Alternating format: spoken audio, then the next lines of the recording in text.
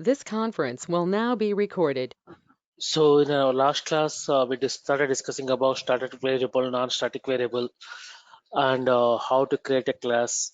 What is the syntax? Everything just at high level introduction we discussed. In today's class, we try to see a couple of examples how to create our own class and how to define my static variable or non-static variables. Now you can see here one more example for a class. So syntax for a classes, we are going to define any class with a function called class. You can see here class test example class. So here I'm defining my own class called example class, and I'm maintaining those things in semicolon colons. That means that that is nothing but a document string. Document string is nothing but some information which I'm communicating to the user who is monitoring it, so that he'll get some idea what exactly the class belongs to. Hope you got it. What I'm trying to say. Then x equal to 10 and x equal to 20, and if you observe here I have an indentation, four spaces different. That means the x equal to 10 and x equal to 20 is within the class. So we call it as a static variables, and in the same space I'm maintaining one more method. So one more method I'm maintaining. So df m1 and print hello. I'm just given something, and one more method I'm creating def m1 in bracket self. So the first one is a function and second one is a method. Because self, when you mention self, that is going to be a method. If you are giving anything without self, we call it as a function. And both are creating with the help of def only. So you can create any function outside of the class, but not within the class. That is the reason I just given as a comments that is going to give an error. But the same method, same function within the brackets I just mentioned self. So the system is going to take accept that one as a method, and within the method what are the statements you have that will be executed.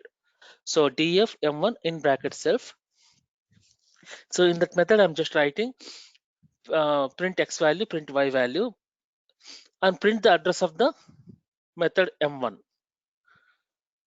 And when you say x value, y value, x and y are static variables, so it is mandatory you need to prefix with your class name. So test.x and test.y. Is it clear?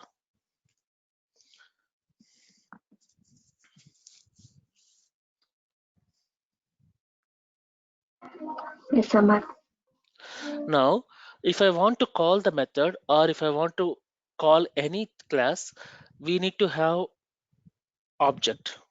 So that object is nothing but holding the address of the class, and that address why we need to maintain a self means I'm just giving explanation. So we are going to call any method with the help of object. So the object is going to hold the method information.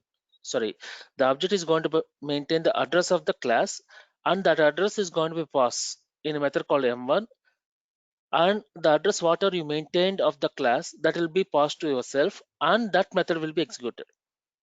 Right now you're just mentioning test open and close parenthesis, but going forward who knows you can pass some parameters like a test of 1020. So system may understand those two are nothing but parameters which are arguments which are passing to T1. So the address can be changed. So again, if you create one more object, T2 equal to test open and close bracket, the address can be different and that will be passed to your method one. So self is going to tell you it will be take the address of your object T1, or the next one maybe T2. Now print T1, that is nothing but the self address. So you can see here the print self what you entered here,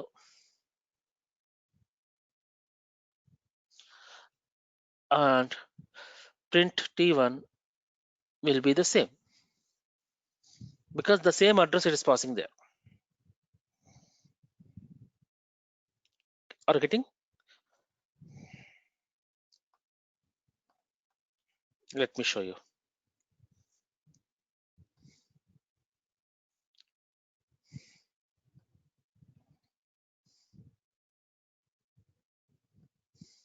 You can see the address, same address, same ID. So main test object, x equal to 10, x equal to 20. And again, I created one more object, t2 equal to test, and print test t2. I am getting t2 address, nothing but this address, 250 and 250. This saying that though you have single class, when you are creating an object, an unique object address is going to be created. So t1 address is different and t2 address is going to be different. Clear? Any questions?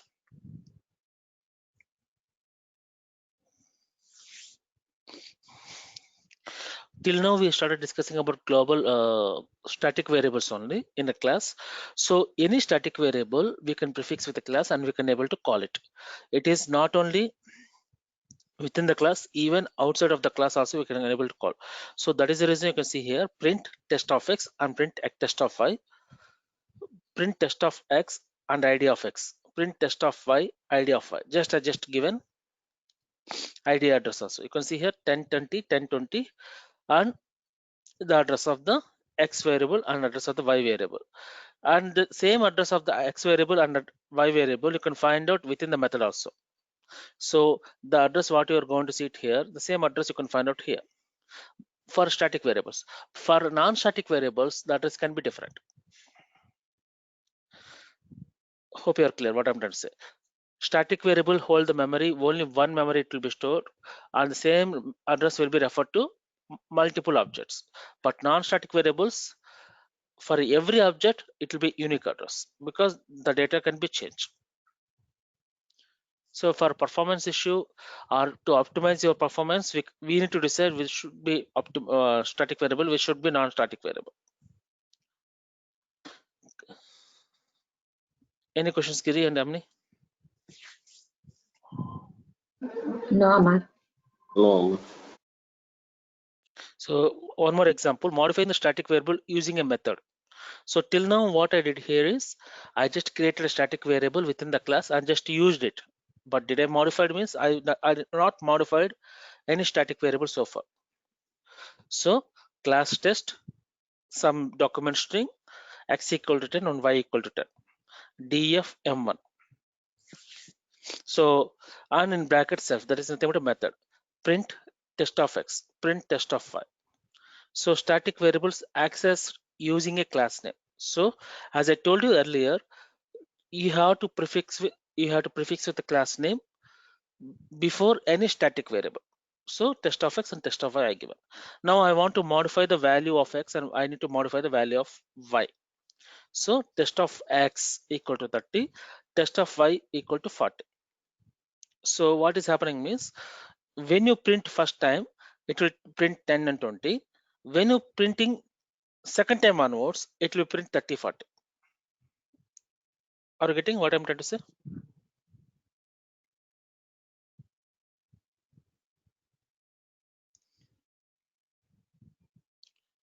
Any questions?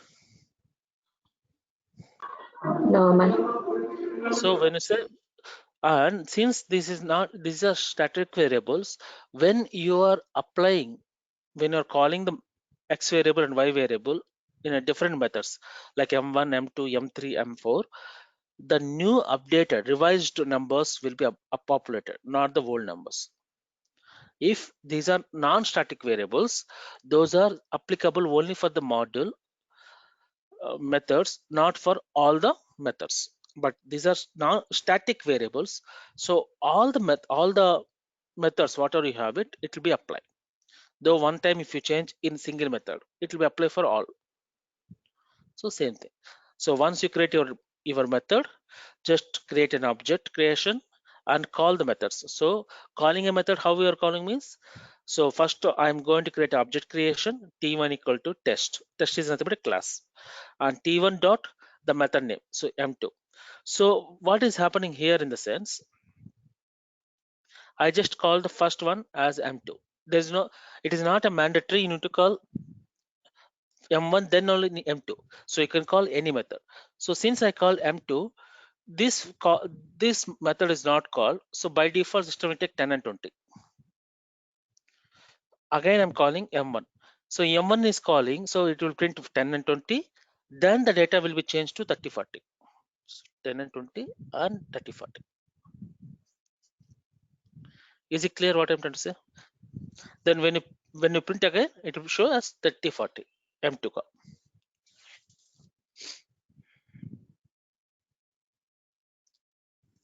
Any questions? No, ma.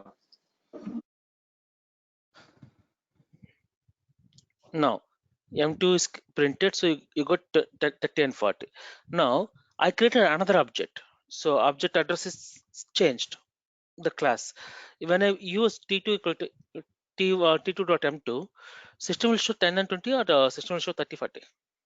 Don't see the blue color, just see only red.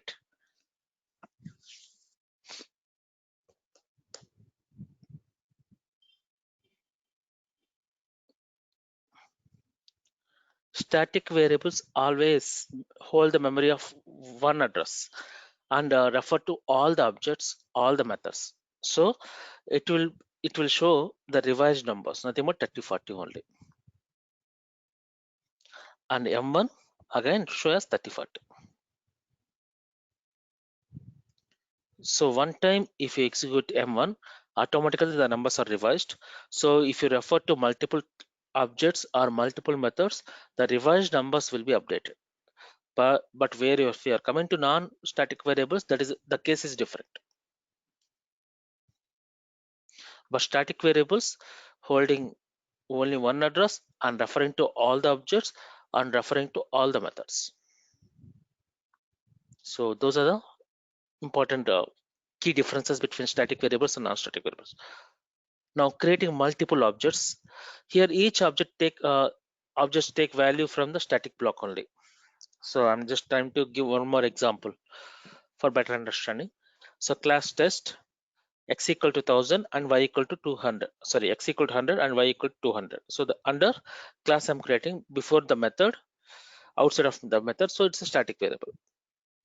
Now what I'm doing is def m1 self test.x. So I'm trying to modify the value of x value. So test.x plus 10. That means the value whatever I have it will be save it to 10 again. Add another 10 and save it back to the x variable. And test.y plus 20. So the value whatever I have it for 200, the y value, it should be add to 20 and store it back to y. So it's a dynamic change, it's not a static change. So the previous example, it's a hard coded 10 and 20 or 30 or 40. Now it's the number what you're seeing right now is a dynamic. So how many times the M1 will be executed, those many number of times 10 and 20 will be updated automatically. So print text dot y test.x and print test.y. So this what system will do is when you execute method 1, system will call x and y values and it will be update the value as 100 and 200, so, sorry, 110 and 220, and it will be printed. In case if you change the program slightly, the print values you maintain as first position before the updation, then the x and y value show as 100 and 200, then the values will be updated. You need to decide how the program has to be. In this current scenario, I want to update the values, I want to revise the values, then I want to print it. Clear what I'm trying to say?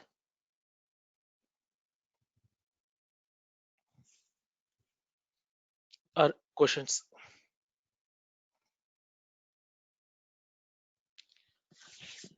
Giri or Amni are getting? So how to decide your program, you have to decide. So do you want to print 100 and 200? I want to display, you want to revise the values, or you want to revise the values then display. So just shuffling the positions of the statements is good enough.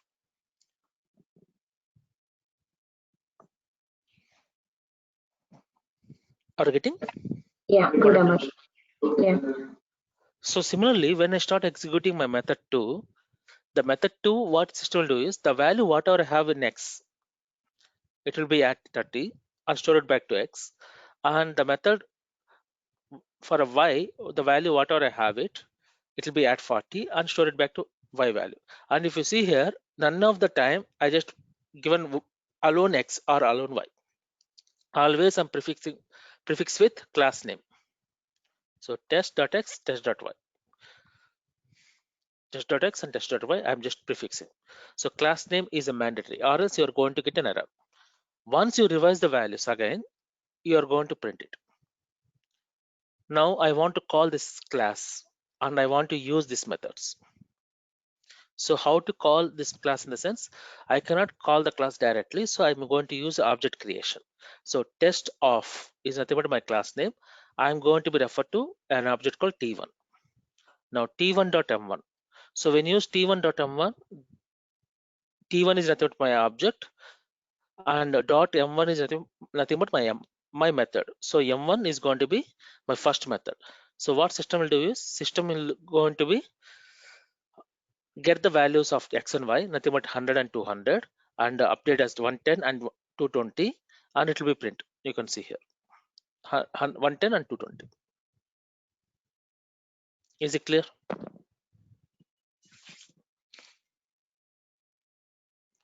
Now t1.m2. So when you use t1.m2, what system will do is system is going to be call this second method, and for the revised value, revised x value and revised y value, the values whatever I have it, for the 30 and 40 will be added. So for x it will be at 30, for y it will be at 40. I'll store it back to x and y. So for 110, 30 if you add it 140. For 220 if I add 40, it is going to be 260. Hope you're clear. Yes, sir, ma'am. Now what I'm doing is I'm calling one more object. Maybe T1 is nothing but employee object, T2 is nothing but customer object. So for security reason, I have different objects for calling different methods. So M1 and M2 are the common methods, common features for employee and customer. Just in a simple example, bank example which we taken. Now I'm calling a T2. So what will be happen? Will it call from the scratch like x equal to 100 and y equal to 100 means? No. These are static variables. The revised numbers only will be called. So I just created another object called T2 equal to test, T2.m1. So again, it will rerun this program method. So this method has x equal to 10 plus 10. So it is going to be 140 plus 10, 150. And y value will be the revised y value plus 20. So the revised y value is 260 and it will be at 20. So it is going to be 280. Again, I'm calling M2. So for the revised value of x and y is nothing but 150 plus 30, 180, and 280 plus 30, 40. So 320. It will be printed. So when you are using static variables, it's clearly saying that irrespective one single number, whatever you have it, that will be referred to all the objects. If one method in one object, if you have any modification, that reflects in subsequent program or an object or a method, irrespective of your object creations, though objects are unique address. Hope you're clear. We not yet come to non-static variables, so do not worry. For static variables, these are things. Any questions? Static variables.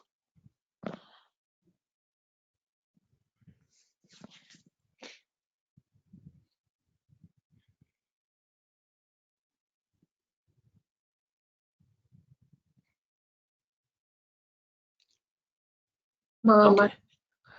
So now we know three different variables. One is a global variable, one is a local variable, the third one is static variable. We now discuss about non-static variables. So we try to understand global, local, and static variable three together in single program. So if we define any variable outside of the class, we call it as a global variable. So if you remember when we discussed about procedural programming,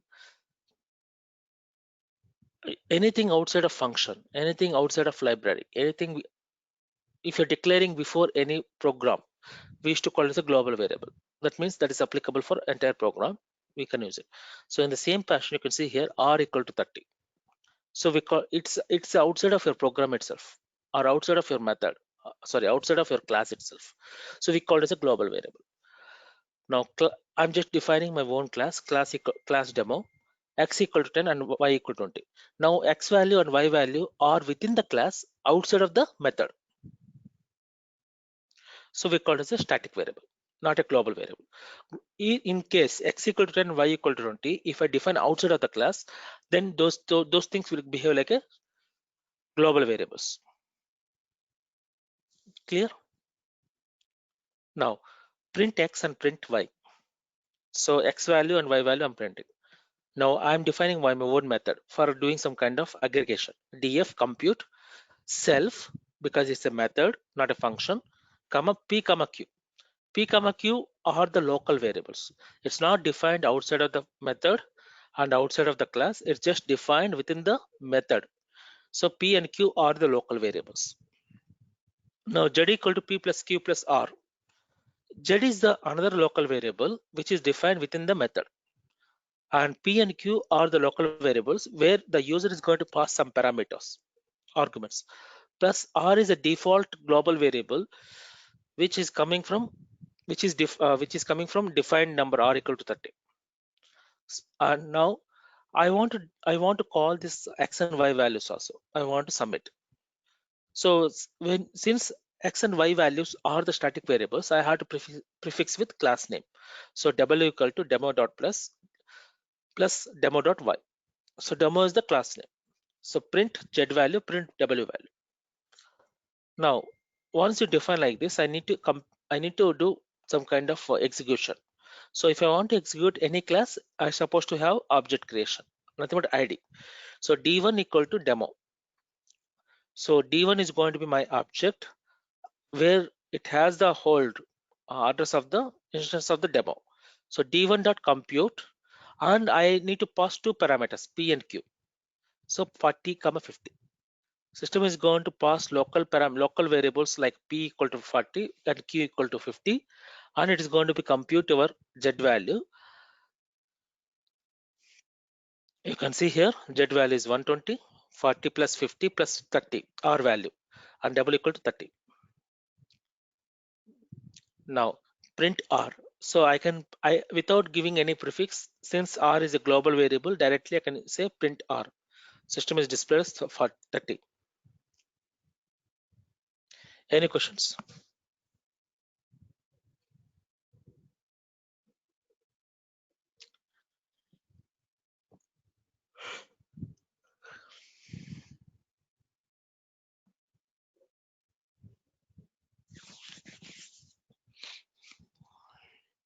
No, Hope you are no. clear.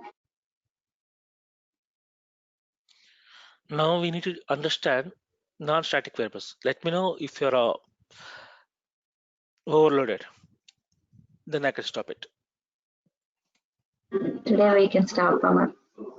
Okay, fine. So we'll continue tomorrow about non-static variable. So for what are the static variables, whatever I explained you, just have a notes. The reason is when it comes to non-static variable, you may feel confused why the particular variable I need to consider as a static variable or a non-static variable. So the yesterday's recording and today's recording, just have a notes for your reference notes. What are the Okay. features we discussed orally? Everything may not be available in PPT. So the things whatever I explained orally in the class, just to have a notes for a quick reference purpose. Or else in another 1 week you may be confused why we need to consider as a static variable, why we need to consider as a non-static variables. When you start using global variable, local variable, static variable and non-static variables for in a single program.